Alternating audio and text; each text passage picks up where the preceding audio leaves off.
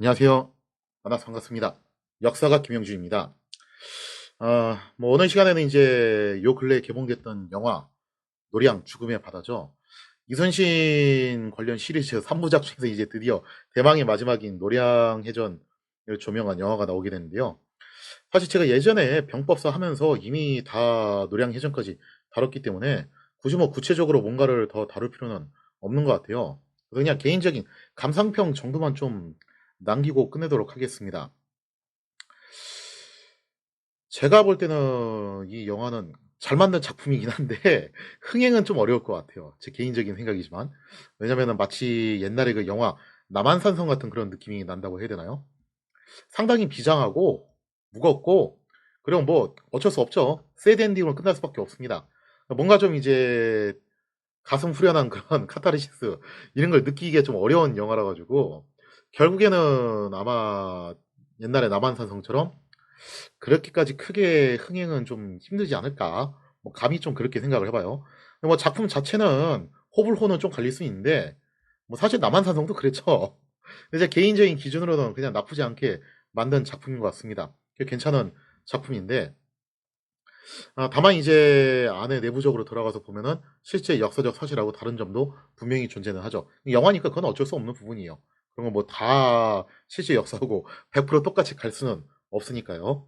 그중에서 제가 이제 몇 가지만 좀 집어서 얘기를 하자면은, 원래는 이 이후에 살았는데 여기서 이제 죽은 걸로 이제 묘사된 사람들이 있습니다. 특히 진민의 부장들 경우에 좀 그렇게 묘사된 경향이 있는데, 아마 이제 영화의 비장미를 갖다 좀 강조를 하기 위해서 그렇게 하지 않았나.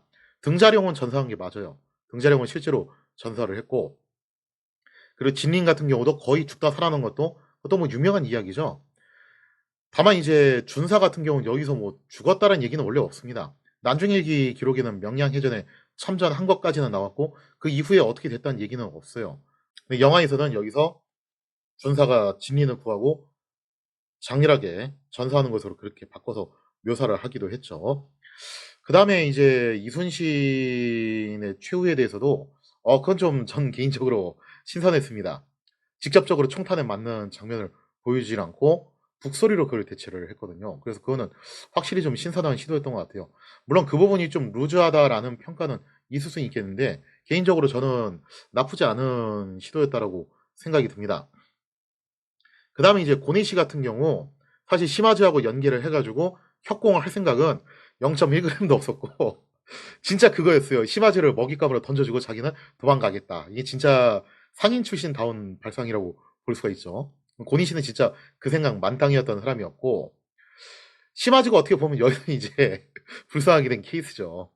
근데 실제 역사에서 시마즈도 거의 뭐 병력의 90% 이상이 갈려 나가면서 부하들이 어떻게 해서든 죽으는 살려서 돌려보낸다. 거의 그 일념 하에 가까스로 이제 살아서 도망을 치게 됩니다.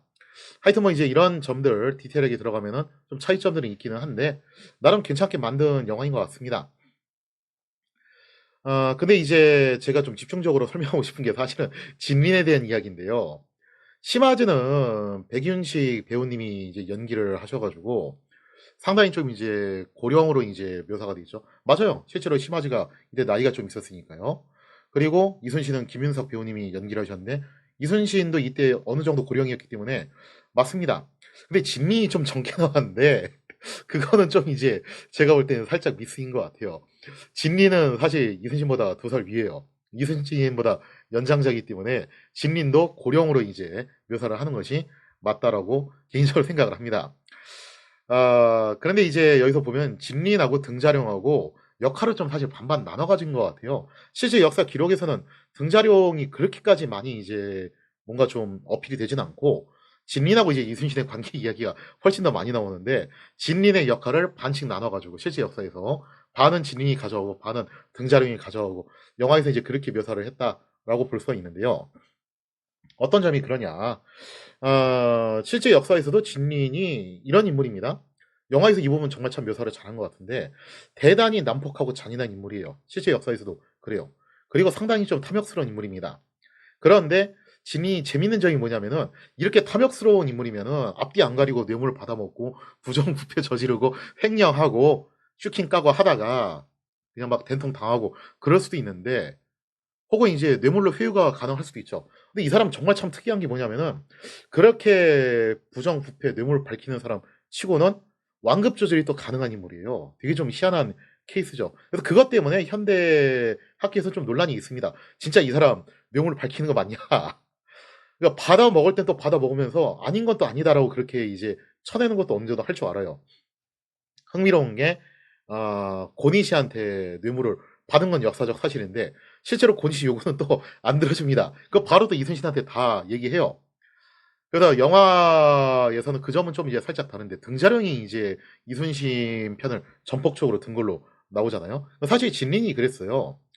그리고 또 이제 중요한 게 상당히 좀 난폭하고 잔인하면서도 대단히 교활하고 영악합니다. 그러니까 보통 이렇게 난폭하고 잔인한 성격을 가진 사람들은 단순 무식한 성향을 지닐 확률이 있어요. 그냥 무조건 들이받는다. 그런 성향일 수도 있는데 대표적으로 신림이 좀 그런 이제 과였고 원균도 좀 그런 과입니다. 그런데 진림 같은 경우는 그런 난폭한 성격의 소유자 치고는 실제로 조선에서 오자마자 그 역관이 응대 똑바로 못했다고 목줄 채워가지고 막 피투성이가 될 때까지 질질 끌고 다니는 그런 만행을 저지르기도 했거든요. 그래서 그것 때문에 조선 조정이 막 공포에 떨었어요. 이순신 성격이 보통이 아닌데 둘이 이거 싸우면 어떻게 하냐. 다행히 이제 그런 일은 일어나지 않았습니다. 아무튼 간에 이제 진린이 그런 인물인데 그런 것 치고는 상당히 좀 교활한 면도 있어요. 또 나름 지략가적인 측면도 갖고 있는 인물입니다. 그럴 수밖에 없는 게 진린이라는 인물이 그야말로 야전에서 진짜 잔뼈가 굵은 사람이에요. 전공을 세워가지고 한 단계 한 단계 밟아 올라가서 출세를 했던 정말 입지전적인 인물입니다. 어떤 면에서 보면 약간 삼국지에 나오는 동탁 같은 느낌이 난다고 해야 되나요? 동탁도 그렇잖아요. 단순 무식한 것 같은데 그 잔머리 굴릴 땐 굉장히 잘 굴려요. 진린도 좀 그런 과라고 볼 수가 있겠습니다. 그래서 영화에서도 어느 정도 그런 면들이 묘사가 잘 된 것 같습니다. 자, 그리고 이제 이순신과 진린의 관계. 등자령이 이제 이순신을 굉장히 존경하는 걸로 영화에서 묘사가 되는데 실제로는 진린이 그러했고 이제 그런 부분들이 이제 등자령이 가져갔다라고 볼 수가 있겠죠. 그다음에 또 이제 생각을 해봐야 되는 게 영화에서도 그 장면이 좀 나와요. 진린이 북극성 별을 갖다 이제 바라보면서 이순신을 조선을 떠받치는 대장이라고 그렇게 이제 묘사를 하거든요. 그래서 부하들도 깜짝 놀라죠. 장군께서 이순신을 그렇게까지 평가하신 줄 몰랐다. 근데 실제로 진린이 이순신을 굉장히 존경했습니다. 어느 정도였냐면은 행차를 할 때도 의전서열을 양보를 해요. 자기 행차가 이순신 행차보다 앞서 나가지 않게끔 그 정도로 이제 배려를 하고 이순신이 하자는 거 거의 웬만하면 다 따라줍니다. 그래서 이때 당시 진린이 이순신을 굉장히 존경했던 것도 사실이다. 그게 가능했던 게 뭐였냐라고 하면은 예전에도 제가 이 얘기는 몇 번 설명을 드렸는데 이순신이 확실히 업그레이드가 많이 되는 상태입니다. 그러니까 원균한테 좀 당한 게 있어서 그런지 그 이후로 이제 어떤 생각을 하냐면은 원균과 같은 그런 비슷한 과의 사람을 만날 때는 어떻게 된다. 예전처럼 막 꼬장꼬장하게 그렇게 할 게 아니라 최대한 좀 이거 비위 맞춰주자. 그래서 진린이 왔을 때 이순신이 어떻게 했냐면은 멀리까지 마중을 나와가지고 파티를 열어서 성대하게 환영을 합니다. 이때 당시 이순신 진영 내에 물자가 좀 많이 부족했던 상황이었기 때문에 이런 성대한 파티를 연다는 것은 대단한 대우였어요. 진린도 그거 알고 있었죠. 그리고 진린도 이순신 성격을 들어서 알고 있을 거 아니에요, 그죠? 대단히 막 꼬장꼬장한 성격이다. 그래서 선배격이었던 원균하고 사이가 엄청 안 좋았다. 그래서 아마 진린도 좀 이제 그거 긴장하고 왔을 거예요. 와가지고 어떻게 기선제압을 할까? 그거 좀 고민하고 왔을 텐데, 뜻밖에도 이제 이순신이 이렇게 저자세로 나오니까, 진린도 깜짝 놀랐을 겁니다. 그리고 이순신이 자신의 전공을 진린에게 계속 양보를 하는 모습을 보여줘요. 물론 이제 기록으로 남겨서 선조한테 보고는 또 다 해요. 사실 그거 제가 한 겁니다. 그렇게 좀 이제 이순신도 나름 머리를 쓰는데, 여기서 이제 진린의 환심을 제대로 사게 되면서 진린이 그야말로 이순신의 팬이 됩니다. 자, 그러면서 이제 이순신이 진린을 마음으로 이제 감복을 시켰고 나중에 이순신이 전사했을 때 진린이 정말 대성통곡을 했다라고 해요. 심지어 명예 장수들과 병사들까지 울었다라고 하니 당시 이순신이 조선군뿐만 아니라 명군들 사이에서 얻었던 그런 인기도 굉장했다라고 볼 수가 있겠습니다. 실제로 훗날에 이덕형이 전라도 지방에 내려가서 그 얘기를 해요. 우리가 그동안 이제 이순신에 대해서 좀 뭔가 오해를 했던 것 같다. 이순신이 죽고 난 다음에 온 호남 사람들이 마치 어버이가 돌아가신 것처럼 대성통곡을 하는데 이 정도면은 정말 많은 사람들한테 인망을 얻었던 장수가 아니었겠냐. 근데 그동안 우리가 이제 지나치게 이제 융통성 없다, 꼬장꼬장하다, 특히 원균이 이제 했던 얘기를 너무 많이 믿고서 이순신에 대해서 오해했던 거 아니냐. 그런 평가를 내리게 됩니다. 그래서 이렇게 사람의 마음을 결국 이제 얻는 경지까지 이루었던 것이 이순신이었죠. 실제로 진린이 이순신을 누구로 비유를 하냐면은 바로 제갈공명에 비유를 하면서 대단한 칭찬이거든요. 당대 이제 중국에서 특히 소설 삼국지의 영향을 받아가지고 물론 정사 기준으로도 대단한 분이죠. 제갈량이 비견을 했다는 것은 이건 굉장한 칭찬입니다.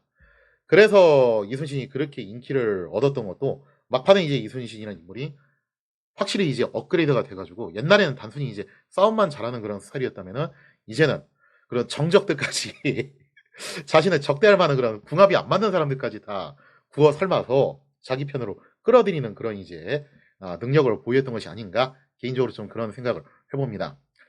뭐 마지막으로 정리한 차원에서 요 얘기 한번 하고 끝낼게요. 정사삼국지 보면은 촉한의 소열제 유비가 세상을 떠나면서 유언을 남길 때 이런 얘기를 하게 됩니다. 자기 아들 유선에게 뭐라고 얘기를 하냐면은 악이 작다고 행하지 말고 선이 작다고 실망하지 마라. 사람은 오로지 덕으로서만 침복시킬 수 있다. 하지만 이 아비는 덕이 부족해서 네가 배울 것이 없구나. 라는 그런 이제 유언을 남겼는데요. 명심보감에도 이제 기록되어 있는 굉장히 유명한 구절이죠.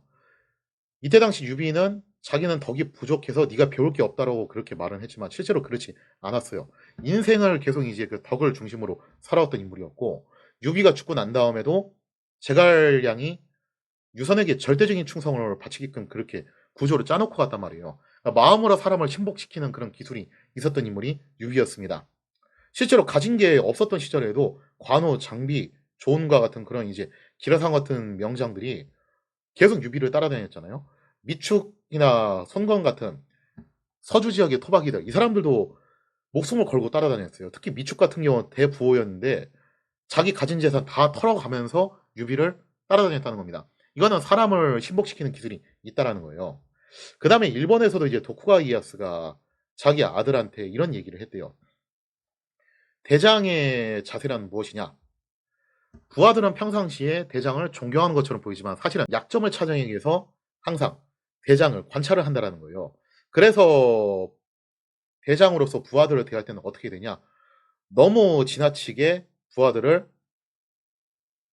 녹봉으로 붙들려고 해서도 안 되고 또 그렇다고 해서 부하들은 마냥 의심해서도 안 된다. 너무 믿어서도 곤란하지만 너무 의심해서도 안 된다. 그래서 항상 이 부하들을 세심하게 관리를 하고 체크를 해야 되는데 그러면은 가장 이상적인 방법이 무엇이냐라고 했을 때 부하들을 신복시켜야 된다는 거예요. 마음으로 복종하게끔 해야 된다는 거죠. 즉 부하들이 대장이 너무 좋아서 어쩔 수 없게끔 만들어야 된다는 겁니다. 그 방법은 이제 도쿠가 이에야스는 솔선수범을 얘기를 했어요. 현대식으로 표현을 하자면은 부하들이 9시 출근하면 대장은 8시에 출근해서 미리 준비를 해라. 그리고 부하들이 5시에 퇴근하면은 대장은 6시에 퇴근해서 마무리를 해라. 그리고 부하들이 흰쌀밥을 먹으면 대장은 거친 잡곡밥을 먹고 부하들이 차를 타고 다니면은 대장은 전차를 타고 다니라. 그리고 부하들이 명품 옷을 입고 다니면은 대장은 후줄근한 옷을 입고 다니라. 그렇게 해서 먼저 솔선수범해가지고 부하들을 세심하게 컨트롤 해야지만이 그래야지만이 부하들이 진심으로 감탄하게 된다.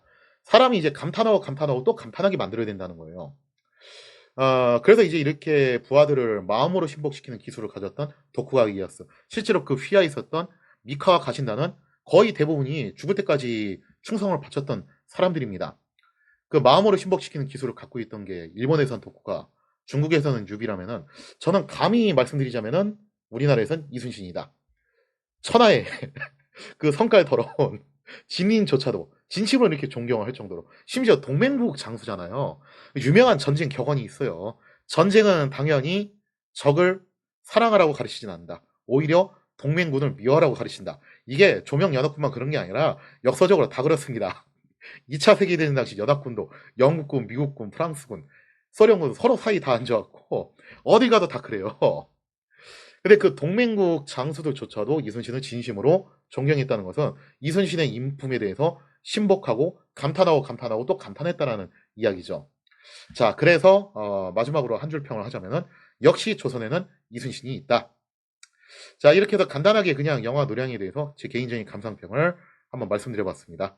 이 시간 이야기에서 마치겠습니다. 감사합니다.